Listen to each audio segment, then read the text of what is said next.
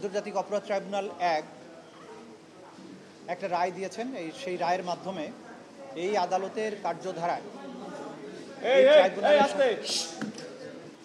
আপনারা সবাই জানেন যে আন্তর্জাতিক অপরাধ ট্রাইব্যুনালের কাছে আমরা একটা আবেদন করেছিলাম যে এই ট্রাইব্যুনালে বিচারাধীন আসামি শেখ হাসিনা এবং গাইবান্ধা জেলার আওয়ামী লীগের নেতা শাকিল আকন্দ বুলবুলের মধ্যে একটা টেলিফোন কনভারসেশন অথবা জুম কনভারসেশনের মাধ্যমে শেখ হাসিনা বলেছিলেন যে তিনি 227 জনকে হত্যা করার লাইসেন্স পেয়ে গেছেন যারা তার বিরুদ্ধে মামলা দায়ের করেছে, এবং যে সমস্ত লোকেরা আওয়ামী লীগের লোকদের উপরে হামলা করার জন্য দায়ী তাদের বাড়িঘরকে তিনি ধ্বংস করে দেওয়ার জন্য, আগুন দিয়ে পুড়িয়ে দেওয়ার জন্য নির্দেশ দিয়েছিলেন।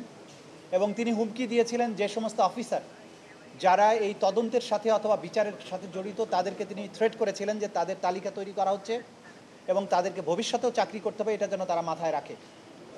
এই কনভারসেশনের মাধ্যমে তিনি আন্তর্জাতিক অপরাধ ট্রাইব্যুনাল সহ বাংলাদেশের বিভিন্ন আদালতে শেখ হাসিনার বিরুদ্ধে যে সমস্ত মামলা চলমান আছে সেই মামলার সাক্ষী, বাদী, এই মামলার তদন্তকারী কর্মকর্তা সহ মামলার সাথে সংশ্লিষ্ট বিভিন্ন লোককে তিনি হুমকি দিয়েছেন, থ্রেটেন করেছেন। এর দায়ে আমরা আন্তর্জাতিক অপরাধ ট্রাইব্যুনালের 11(4) ধারা অনুযায়ী আন্তর্জাতিক অপরাধ ট্রাইব্যুনালে আদালত অবমাননার অথবা আদালতের কার্যধারাকে বিঘ্নিত করার জন্য আমরা আবেদন করেছিলাম। সেই আবেদনের প্রেক্ষিতে আদালত প্রথমে শোকজ নোটিশ জারি করেন যে তারা যেন হাজির হয়ে তাদের এই বিরুদ্ধে যে অভিযোগটা আনা হয়েছে তার যেন জবাব তারা দেন। এরপরে আদালত পরবর্তীতে নির্দেশ দিয়ে 2টি জাতীয় পত্রিকায় নোটিশ আকারে এটা ছাপার নির্দেশ দেন যে তারা যেন এই আদালতে হাজির হয়ে এই কন্টেম্পটের রুলের ব্যাখ্যা দেন। তা সত্ত্বেও তারা হাজির হননি। এরপরে আদালত আসামিদেরকে ডিফেন্ড করার জন্য স্টেট ডিফেন্স লয়ার নিয়োগ করেন এবং এর বাইরে অতিরিক্ত হিসাবে সুপ্রিম কোর্টের একজন সিনিয়র আইনজীবীকে অ্যামিকাস কিউরি হিসাবে নিয়োগ দেন এবং আজকে এটার উপরে চূড়ান্ত শুনানি অনুষ্ঠিত হয়। আজকে আন্তর্জাতিক অপরাধ ট্রাইব্যুনালের প্রসিকিউশনের পক্ষ থেকে আমরা আর্গুমেন্ট করি এবং এর বাইরে অ্যামিকাস কিউরি এবং স্টেট ডিফেন্স লয়ারও আর্গুমেন্ট করেন। আজকে আমরা সাবমিশনে যেটা বলেছিলাম যে শেখ হাসিনার যে তর্কিত যে কনভারসেশন সেটিকে আমরা পুলিশের ক্রিমিনাল ইনভেস্টিগেশন ডিপার্টমেন্ট অর্থাৎ সিআইডির মাধ্যমে পরীক্ষা নিরীক্ষা করিয়েছি।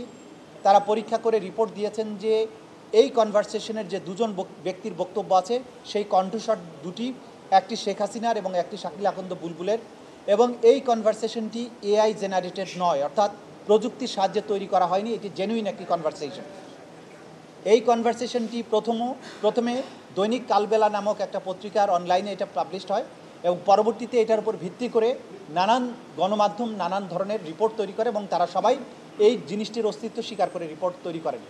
আদালত আজকে সকলের আর্গুমেন্ট শুনে এবং সিআইডির যে ফরেনজিক রিপোর্ট সেটাকে বিশ্লেষণপূর্বক এই সিদ্ধান্তে উপনীত হয়েছেন যে তর্কিত এই কনভারসেশনের মাধ্যমে শেখ হাসিনা বাংলাদেশে তার বিরুদ্ধে দায়েরকৃত মামলার বাদী, সাক্ষী এবং তদন্তকারী কর্মকর্তা সহ যারা এই বিচার প্রক্রিয়ার সাথে জড়িত তাদেরকে হত্যা করা, বাড়িঘর জ্বালিয়ে দেওয়া এবং নানানভাবে তাদেরকে থ্রেটেন করেছেন, যেটা আন্তর্জাতিক অপরাধ ট্রাইব্যুনালের আইন 1973-এর 11(4) ধারা অনুযায়ী এই ট্রাইব্যুনালের বিচারাধীন প্রক্রিয়াকে প্রেজুডিস করার অপরাধ।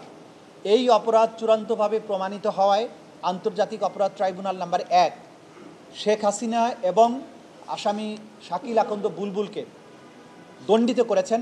আসামি শেখ হাসিনাকে 6 মাসের বিনাশ্রম কারাদণ্ড এবং আসামি শাকিল আকন্দ বুলবুলকে 2 মাসের বিনাশ্রম কারাদণ্ডে দণ্ডিত করেছেন এবং এটাও নির্দেশ দিয়েছেন যেদিন তারা আত্মসমর্পণ করবেন অথবা পুলিশ কর্তৃক ধৃত হবেন তারপর থেকে এই সাজা কার্যকর হবে। Thank you. খুব ক্লিয়ার অবজারভেশনটা ইতিমধ্যে আমি বলেছি যে কনভারসেশন হয়েছে সেই কনভারসেশনে তিনি তার বিরুদ্ধে দায়েরকৃত মামলার বাদী, সাক্ষী এবং তদন্তকারী কর্মকর্তা সহ বিচার প্রক্রিয়ার সাথে যারা জড়িত বা জড়িত হতে পারেন তাদের সবাইকে তিনি হত্যা, তাদের বাড়িঘর ধ্বংস করার হুমকি দিয়েছেন।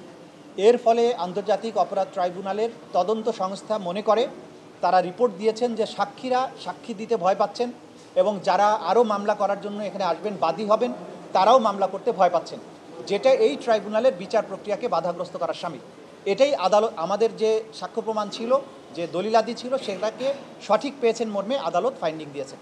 Amicus curiae administration of justice বলতে কি বোঝাতে চেয়েছিলেন উনি? অ্যামিকাস কিউরি যে অপরাধটা সংগঠিত হয়েছে সেটাকে তিনি বলেছেন যে এটা অ্যাডমিনিস্ট্রেশন অফ জাস্টিসের প্রক্রিয়াকে বাধাগ্রস্ত করার শামিল, সুতরাং এটা কন্টেম্প্ট হয়েছে মর্মে তিনি পজিটিভ মতামত দিয়েছেন আদালতে। ট্রাইব্যুনাল সেটাই মিন করেছেন, যেহেতু 227 জনকে যে হত্যার কথা বলা হয়েছে, 227 জন প্রথমে কিন্তু থানায় মামলা করেছিলেন, পরবর্তীতে তারা আন্তর্জাতিক অপরাধ ট্রাইব্যুনালের সাক্ষী হিসেবে এসেছেন। কারণ থানায় যে মামলাগুলো করা হয়েছে সেগুলো কিন্তু আলটিমেটলি আন্তর্জাতিক অপরাধ ট্রাইব্যুনালের কাছে ক্রমান্বয়ে চলে আসছে এবং আসবে। উদাহরণস্বরূপ আমরা বলতে পারি যে রংপুরের আবু সাঈদের হত্যার দায়ে যে মামলাটা প্রথম থানায় হয়েছিল, সেই বাদী কিন্তু পরবর্তী সময়ে আন্তর্জাতিক অপরাধ ট্রাইব্যুনালের সাক্ষী হয়েছেন এবং সেই মামলার যাবতীয় ডকুমেন্ট আন্তর্জাতিক অপরাধ ট্রাইব্যুনালের কাছে পাঠানো হয়েছে, সেটা এখন এই ট্রাইব্যুনালে বিচারাধীন। ঠিক একইভাবে চানখারপুলেও 6টি হত্যাকাণ্ডের দায়ে 6টি মামলা হয়েছিল, সেখানেও আসামি হিসেবে শেখ হাসিনার নাম আছে। ওই 6টি মামলাও কিন্তু আন্তর্জাতিক অপরাধ ট্রাইব্যুনালে চলে এসেছে, ওই 6 জন বাদীও আন্তর্জাতিক অপরাধ ট্রাইব্যুনালের সাক্ষী। সুতরাং এই হুমকি দেওয়ার মাধ্যমে তিনি শুধুমাত্র যে থানায় মামলা করা বা সারা দেশে যে সমস্ত মামলা করেছেন তাদেরকেও হুমকি দিয়েছেন, একই সাথে আন্তর্জাতিক অপরাধ ট্রাইব্যুনালে যারা সাক্ষী দিচ্ছেন বা মামলার বিচারের জন্য সাহায্য করছেন তাদেরকেও তিনি থ্রেটেন করেছেন।